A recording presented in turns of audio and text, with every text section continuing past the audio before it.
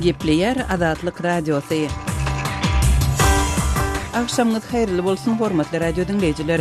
Şugun 2016-njy ýylyň 27-nji maýy hepdäniň annuny. Habarlar gündeligimi diýip Pragada studiýadan men Gözel Hudaýberdiýew alyp barýaryn. Şugunky programmamyzda Ortiýetde 2 ýyla goly wagtlap tutsaglykda saklanan we 22 ýyl türme tutsaglygyna hökm edilen Ukrainaly pilot Nadya Savchenko, Ukrainalılaryň isleg bildiren ýagdaýynda özüniň prezidentlige dalaş etmäge taýýardygyny aýtdy. Давайте запитаємо так, українці, якщо вам треба, щоб я була президентом, добре, я буду президентом. Adam hukuklaryny goraýjy daralar Ýewropanyň dikeldiş we ötüş bankynyň transowgan gaz geçirici proýektini bildirýän gyzyklanmasyny tankyd etdiler. Adam hukuklaryny gorap çykyş eden döwlete değişli däl gurama Ýewropanyň ötüş we dikeldiş bankynyň Türkmenistanyň top gaz geçirici proýektiniň guruluşyna gatnaşmak mümkinçiligine gyzyklanma bildirmegi Ýewropa bankynyň Türkmenistanda adam hukuklarynyň ýagdaýy barada öz öňde goýan prinsiplerinden ýa-da çekilýändigini aňladýar diýip ýürite beýanat ýaýratdy. Türkmenistanyň prezidenti Balkan welaýatynyň bir näçe häkimini işden aýyrmagy we welaýat şäherlerini gaýtadan ketgitlemegi karar etdi. Şuň biz bu we beýleki temalarda jekmejek turup geçerit. Programmamyzyň esasy bölegine başlamadan odal täzelikler bilen tanyşyp bolun. Barack Obama Birleşen Ştatlaryň häkimet başyndaky ilkinji prezidenti bolup dünýäniň ilkinji atom hüjüminiň amala aşyrylan ýerine Hiroşima bardy. Ýaponiýada geçirilýän uly ýedilik toporunyň sammitinden soň Obama Hiroşimada wepat bolanlaryň ýadygarlygine gul goýdy.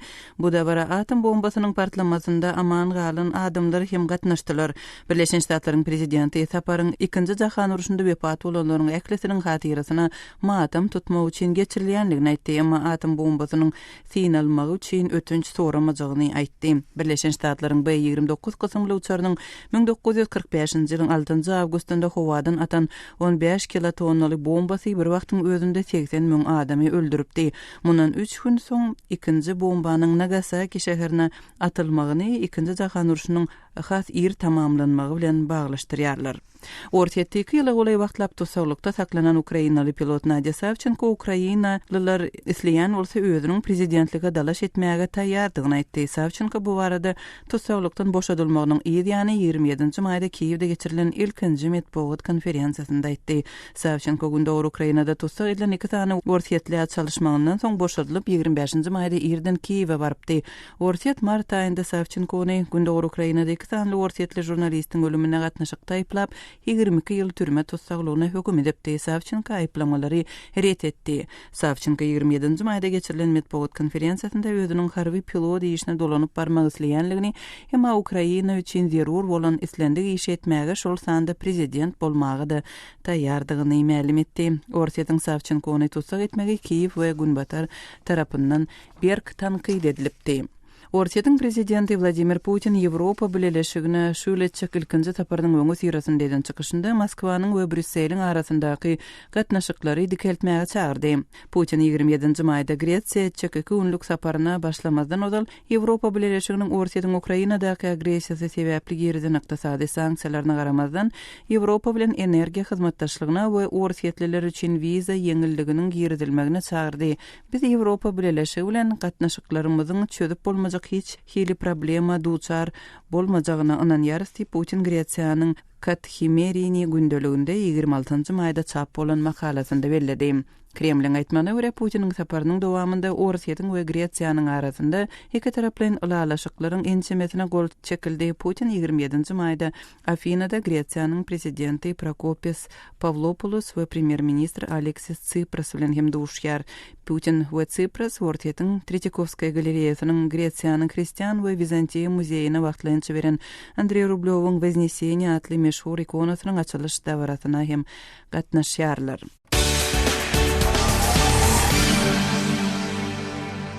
Ortiýetiň Demirgazy Kavkaz regionunyň Çeçenistanyň suwdy iki Ukraina raýatyny 1990-njy ýyllarda Çeçen separatistleriniň düzüminde söwüşmekde günäli tapdy we olary uzak möhletli türme tutsaglygyna hökm etdi.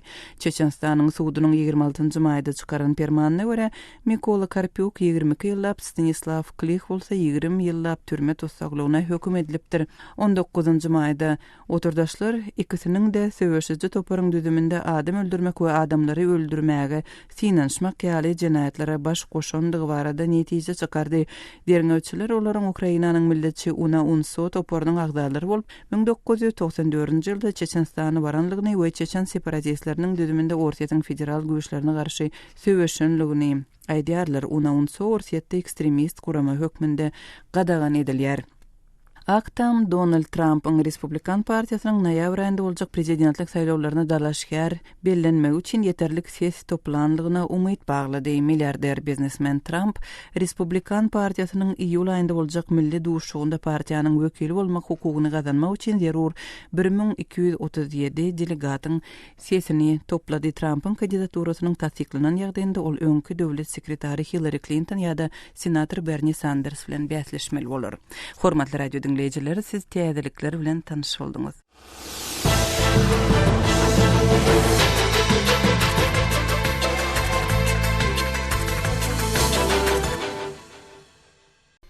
Gepleyer Azatlyk Radiosy habarlar gündeliginde başlaýar.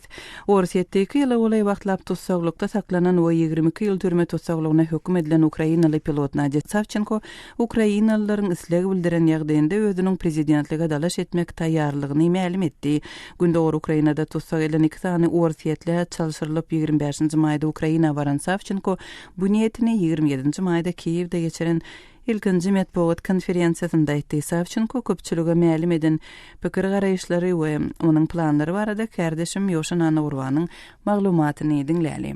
Orsiýetde 2 ýyla gola ýerlikde turan Ukrain pilotu Nadia Savchenko egerde Ukrainalılar islese özüniň prezidentlik urunak bäsleşige gatnaşmagy hem taýýardygyny aýdýar. Давайте запитаємо так. Українці, якщо вам треба, щоб я була президентом, добре, я буду президентом.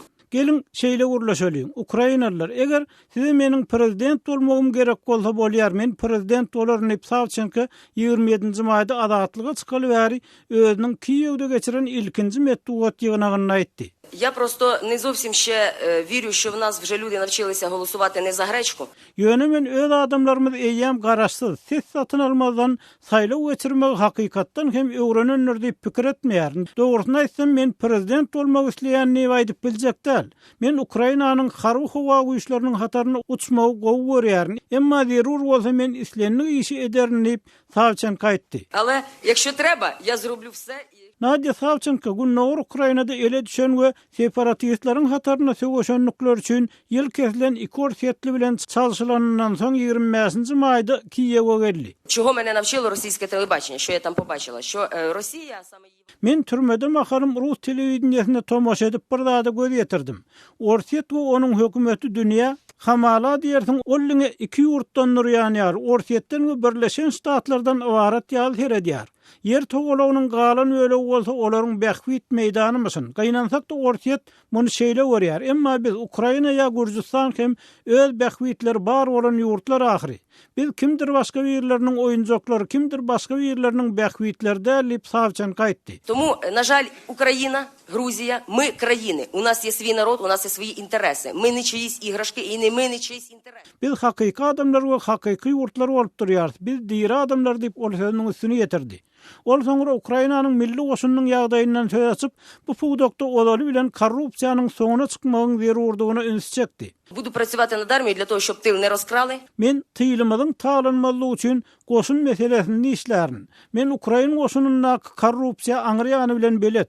Men muny 10 ýyl bäri bilýärin. Men muňa garşy nähil göreşmeligini hem bu urdak söwüşiň mümkin bolugça çalt gurulmalygyny hem bilýärin diýip Savchenko aýtdy. Я знаю, як з цим боротися, точніше, знаю, що треба боротися, а як боротися навчимося швидко. Ol rus we ukrain dilleri barada hem durup geçdi.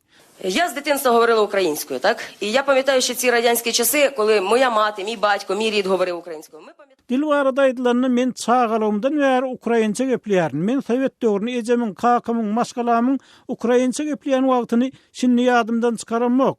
Biz ol döwrü ýatdan çykaramok. Olaram ýatdan çykaranok. Men hem ýatdan çykaramok. Adamlar menden sen näme üçin ukrainçe gurlaýan, sen näme o bolumy diýip sorardylar. Bu edepsizlik dälmi diýip Savchenko'ny Ukrainada rus dili gadagan edilenini, Ukrain diliniň gadagan edilenini näme üçin ýatladylmaly dälligini sorady. Şeýle hasken Ukrain telekanallarının gerekdigini, hasken Ukrain diline gepleşilmeginiň zerurdygyny tady we rus diliniň hiç bir jähitden berk gadagan edilmeliligini tebäwän näçe gadagan etdiňçe şonça da kän ziyan boljakdygyny aýtdy. Більше телеканалів українських, більше української мови. Ніхто не говорить про якусь жорстоку заборону, бо чим більше забороняєш, тим більше хочеться нашкодити. Savchenko mart ayında hamala Günnowur Ukrainada öldürülen 2 Rus jurnalistiniň ölümine dahillikde 22 ýyl türme tutsaglygyna höküm edildi. Ol özüniň bu hadisa ol ýa-da beýlek görnüşde haýsam bolsa bir gatnaşygynyň bolanlygyny ret etdi. Savchenkonyň tutsaglykda saklanmak we suud edilmegi Moskwanyň Günnowur Ukrainada konfliktde oýnaýan roluny tanqydy garayan Kiýew we Günwatar hökümetler tarapyndan berk ýazgarly ma'lum bolşaly bu konflikt ortiýet Ukrainanyň Krim ýarymadasyny harby ýol bilen ele geçirenden soň mewzap garly. Kärdeşim Ýoşan Any Gurbanyň maglumatyny dinlediňiz. Gepleýär Azatlyk Radiosu hormatly radio dinleýijileri, siz habarlar gündeligimizi dinleýärsiňiz.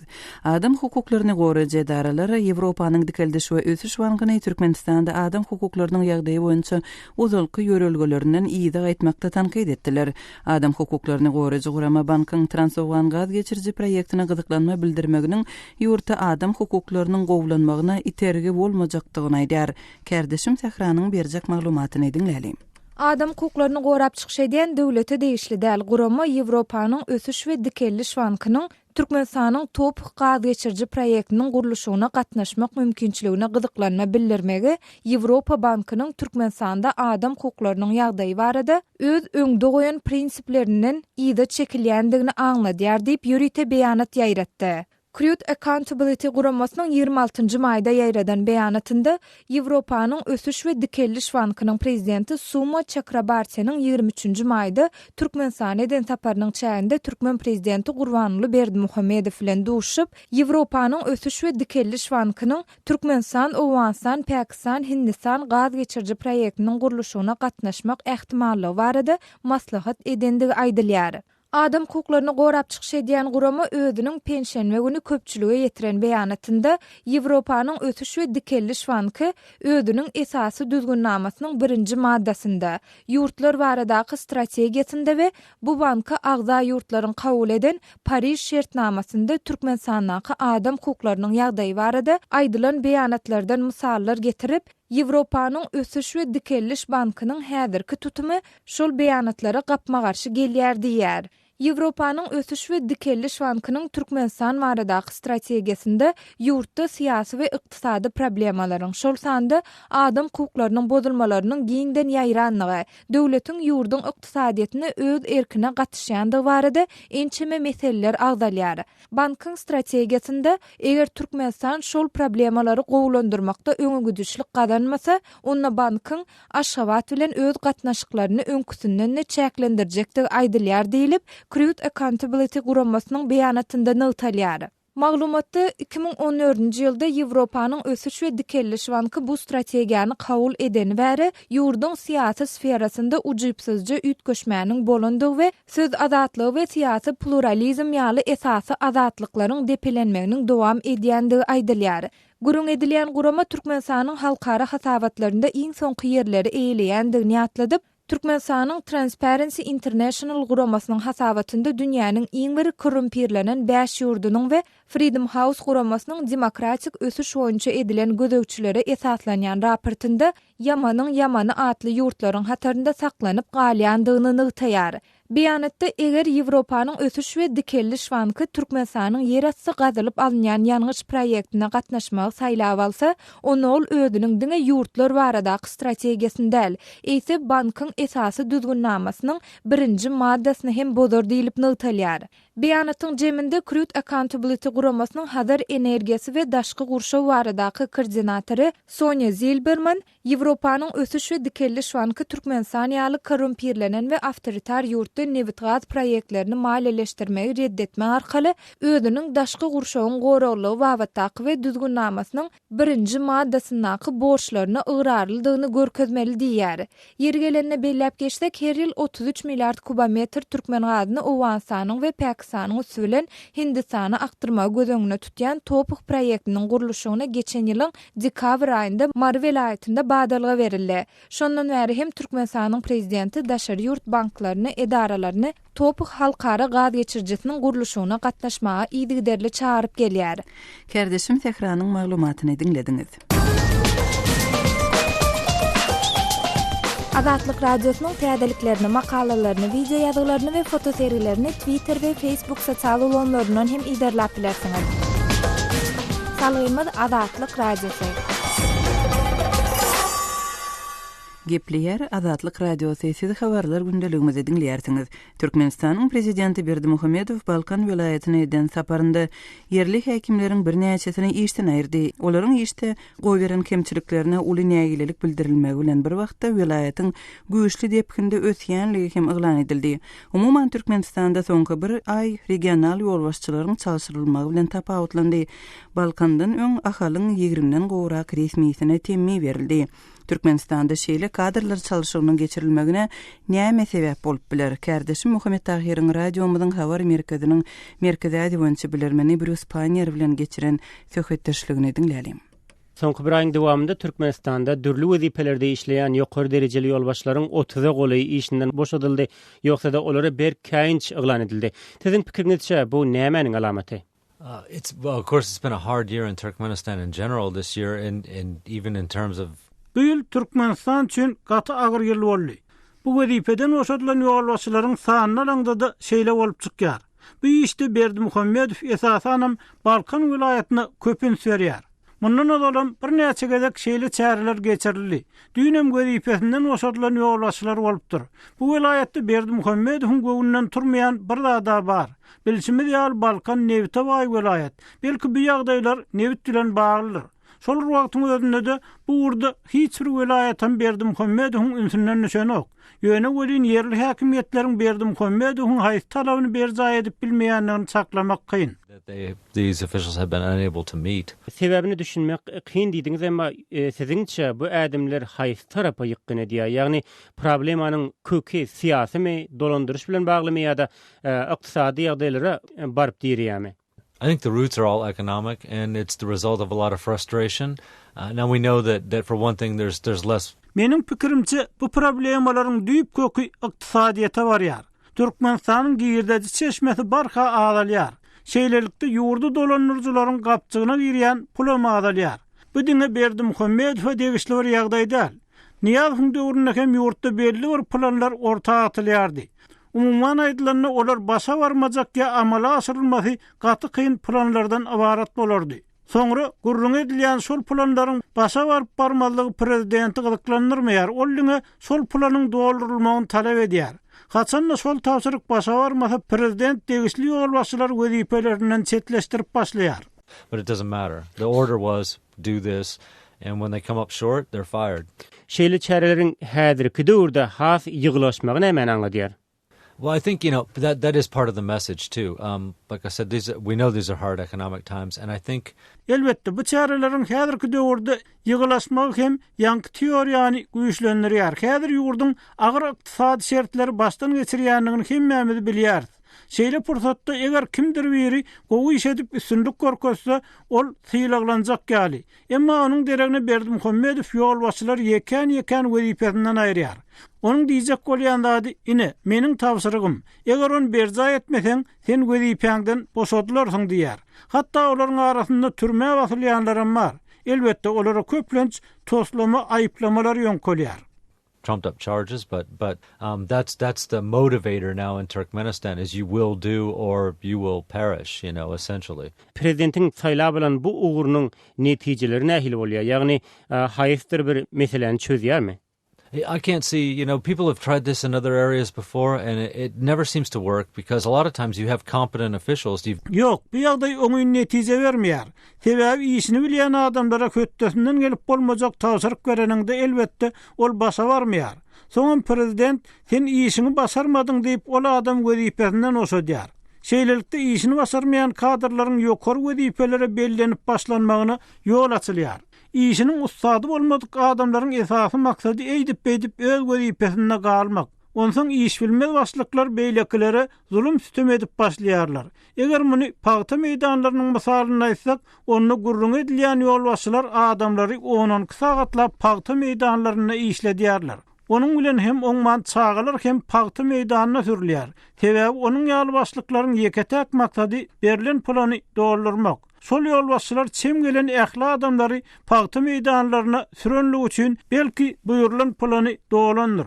Emma paýta meýdanlaryna sürülen adamlaryň işleýän edaralarynyň işi ýatyp galýar. Netijede bu iş stili garaşlan gowy netijeni bermeýär. Aýtsak bolýanym iň başda ýolbaşçylardan edilýän talaplar çakdan aşa bolmaly. Şeýle-de haýsyr ýolbaşçy işini başarmasa, onu ol biz elimizden geleni etdik, emma plan dolmady diýip aýtmagy başarmaly we Berdim Hömmedow hem şol jogap bilen kanagatlanmaly. Emma Türkmenistanyň ýolbaşçynyň iş stili beýle däl. Berdy Muhamedov should be able to accept that, but that's not the style of leadership in Turkmenistan. It's all or nothing. Türkmenistan'daki soňky kadrlar çalışygy barada radiomyzyň habarlar merkeziniň bilermeni Bruce Panier bilen geçirilen söhbetdeşligi dinlediňiz. Şeýle-de Balkan welaýatynda territorial çäkleri gaýtadan düzmek barada karar çykaryldy. Hökümet maslahatynda elan edilen karara görä birnäçe trawyň çäkleri üýtgedilýär, birnäçe owa şäherlere berkidilýär. Şeýle-de käbir owalar we geňeşlikler doly ýatyrylýar. Welaýatyň düzümindäki çäkleriň üýtgedilmegine degişli tejribeler ahal welaýatynda hem bolupdy. Bu nähili netije berdi, yerli ilata nähili täsir ýetirdi. Bu arada Aşgabatly ýazyjy Aman Murat Bugaýew bilen söhbetdeş boldyk. Aman Muratdagy welaýatlaryň çäk derejesine gaýtadan seretmek, olaryň çäklerini gaýtadan ketkitlemek tejribesi mundan öň Balkandan öň ahal welaýatynda da bolupdy. Şu tejribäniň netijeleri barada gurrun berýäsiňiz. Bolary bilen şu ýerde bolup geçen ýagdaý ahal welaýatynyň derwede etrafy ýatyrly, durşuna ýatyrly şol etraf, ol etraf odulan käre döredilipdi. Bolup bir ýyldan täze owrak wagt bolupdy, derwede etrafyň döredilene oň belli owalary laýtady käze ýem diýen ýaly ýa bolmasa owadan nepe owasynyň gaýrasyndaky pasiýologlaryny bulara Aşgabat şäherine biriktirildi. Aşgabat Daşoğul asfalt yolu geçiyor. Şol asfalt yolunun Gunmatar'da yerleşen ovalar Göktepe tarafına biriktirildi. Aman Muratdagy bu ýagdaý adamlaryň, yerli ýaşaýjylaryň durmuşyna nähili täsir ýetirdi iş ýüzünde. Indi şu günlerge hem şoň täsiri gözeýilýärmi? Bu adamlaryň ýaşaýyş durmuş ýagdaýyna oňun täsir ýetirendir diýip men edil özüme tasdik edip biljekler. Ine bir mysal derwede etrafynyň ehafy owalarynyň biri bolan özüm şol ýatyrylan etraf bilen ady bir owa derwede etrafy häzirki birikdirilen Göktepe etrafynyň merkezi şäheri Göktepe şäherinden 230-240 kilometr çemezi daşlykda gum içinde ýerleşýär. Elbetde asfalt ýol bar ýöne bir ýygyberli gatnap duran awtolog gatnawy juda seýrek galberde ýetler zamanasynda Aşgabat derwede diýip her uny uçýan aviýere swadına bir reýse bundan bir 20 ýyl çemesi bol ýatyrly. Inna adamlar bir sähelçe spraw keregen bolsa ýa-da özüniň ýaşaýyş durmuş şertine ýüze çykan ol ýa-da beýle meseleni çözmek üçin her tarapyna 250 kilometr ýol söküp gelmeli bolarlar Göktepe etrafyna. Şeýlere kynçylyklar döreýär, ondan galy berse-de bu Aşgabat şäherine degişli edilen pasiýologlaryň Aşgabatyň Gyrak buwjagyna eteginde ýerleşýär. Aýtmaly ýagdaý öňünden bir 3 ýyl olur Aşgabat şäherine birikdirilen owalarym bar. Şu owalarda da ýaşaýyş durmuş şertleri paýtagtyň merkezinde ýerleşýän paýtagtyň ýaşaýyşyndan ülkesil tapawutlanýar. Olaryň agyp suw meselesi, elektrik energiýasy meselesinde tonýaram şol owalaryň içindäki köçelerim köp bir ışıklandyrylmadyk diýjelerini tüm baranky. Demek şol siziň agdan owalaryňyzyň Aşgabatyň düzümine giridilmegi, olaryň şertlerinin gowlanmagyna oňyn täsir ýetirmendir, şeýlemi? Hawa onun täsiri ýetirmedi. Aman radaga sizin agzan owalaryňyzyň Aşgabatyň düzümine girizilmegine näçe wagt boldy? Indi bir iki tapkırdana Aşgabatyň meselem Gökçe owasy, Yanmaş owasy, Bekre owasy, Terkala owasy, ina Bümeýin şäheri honkudurda awadan niwatlandyrylýar. Ina bulan biriktirlenme 3 ýylçemes wagt bolup barýar. Ne honky täzeýem ýa bolmasa odan nepäniň gaýratyndaky täze pasiýolog bularyň biriktirlenme bolýan tek ýarmaýam bolany. Aman radaga şol administrativ çäkleriň täzeden ketkitlenmegine, owalaryň şäherlere birleşdirilmegine sebäp hökmünde näme görkezildi? Şonuň sebäbi näme? Indi berilen resmi maglumatlarda şol ilatyň ýaşaýyş durmuş şertlerini gowlandyrmak, adamlaryň ýaşaýyş durmuş şertine aýratyn ünsi güýçlendirmek maksady bilen amal edilen çäre diýip belleýärler. Ýöne düýp sebäbi başga datdym diýen, birinciden olar bilen bir ýagdaý aýtmak gerek, bir laýtada ahal hemde Balkan welaýetlerinde ýüze çykan ýagdaý, olaryň ýaşaýjy sany azally, üzül kesel azally. Şu zatlardan çok minne bir haýsam bolsa bir merkeze goloýrak ýerleri değişdirip şu problemlerim çözüm etdik diýilip hata etdirmek üçin edilen iş bolsa gerek. Aşgabatly ýa-da Zaman Murat Bogaýew bilen geçirilen söhbetdeşligi dinlediňiz. Amaderýanyň sowynyň derejesi henidem ýokary bolmagynda galýar. Ýylda gaýtalanýan bu tebigy ýagdaý adamlaryň durmuşyna ekin meýdanlaryndaky hasaly ziýan ýetirip gelýär. Liwap vilayatynyň Farab etrawynyň Watan Daýhan birleşiginden kärende Zülfiye ozal bolşýaly şul hem ýerli ýaşaýjylaryň suwuň joşmagyna garşy öz güýçleri bilen çäre görmeli bolýanlygyny Azatlyk radiosyna gurrun berdi. Habarçymyz Sultan Atçylowanyň geçiren söhbetdeşligini dinläli. Amderyanyň kenar ýakatynda Amderyanyň suw joşmagy bilen her ýylda dürli kynçylyklaryň döreýänligi barada aýdylýar. Şu ýyl Amderyanyň ýagdaýy nähili? Şu ýyl ýene Amderyan joşup barýar. Bize ýene öýme-öý habarymyzy aýtdylar. Derýa boýuna garowçylyga çykmaly diýip. Suw geläýse owaň kenaryna geldi. Ýene owa girme mümkin diýip. Geçen ýylda garowçylyk etdiler. Mal Huda ýolu berdiler, gana kızdylar. Ýene bu ýylam şonýaly boljak diýip gurrungy bar. Edil häzir kun şol suwuň köpelenligi görünýär derýada. Owa biziň ekşi ýerlerimize gelipdir. Şu mahal ekşi ýerleriň gyrasynda dur. Suw. Ýene owa ýakyn gelýär diýip garowçylyga adam çağırýarlar. Şu garowçylyk çekýän adamlar derýanyň boýunda näme iş bitirýärler? Derýanyň boýunda giýjesi bilen nowata durýarlar. Daňatýança işçeýini ýanyna alýarlar. Ulu maşynlarda toprak daşayan maşynlara on topraklary gyrasyna düzýärler owa girmesin diýip. Berkleýärler.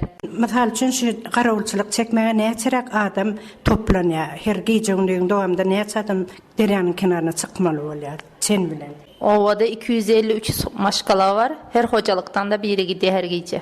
Gündüzüne de ayrı, giýjesine ayrı nowata durýarlar. Derýanyň kenaryny berkitmekde nämeler ulanylýar? Bil, ketmen, ýene traktorlar, ulu maşinlar, hemme jam şo taýda bolýar. Onu näme dökýärler kenary? Kırıngdaşını ken ulanıyorlar. Üstüne de toprak. Halta çuvala toprak salıp näçe geçen ýyl ekşi ýerlerimize suw girdi. Adamlar çıplak yalаңaç olup suwa girip çuvallary toprak doldurup öňüne bastılar. Şo derece suw köpeldi. Indi şu görülen çäreler netije berýärmi? Netije geçen ýylky bermedi. Ýene owaň gyrasına geldi. Bu ýyl bilemiz ýok, indi görelim. Owaň gyrasına gelende owa nähilek seper ýetirdi geçen ýyl. Geçen ýyl bütün paxtalar gitdi. Ekşi ýerlerimiziň bary buğday ýerler hemmejini suw aldy. Indi şol haýsaýlar bolupdy, ýa-ni täzeden ekmäge, şu ekilleri suw çekilenden soň täzeden ekmäge mümkinçilik boldumy? Mümkinçilik bahardan oldu. Ama ýun aýlarynda suw bastı, ondan soň bolmady. Gışeçenli bahardan boldu. Onun şu kärendeçiler hasylsyz galdymy? Ýa-ni kärende ýerlerinden hasyl alyp bilmedilermi?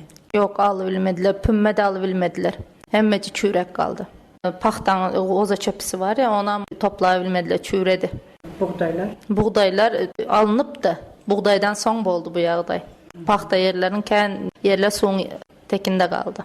Indi edil şu wagt paxtalaryňyz nähilek derejeden suw basaýanda nähilek ýetgi boljak? Şu wagt ekelew döwrü. Bu yıl geçen yıldan biraz ön geldi. Geçen iyun ayında sonuna gelipdi. Şu wagt alim ayın sonunda başladı yine suw joşup.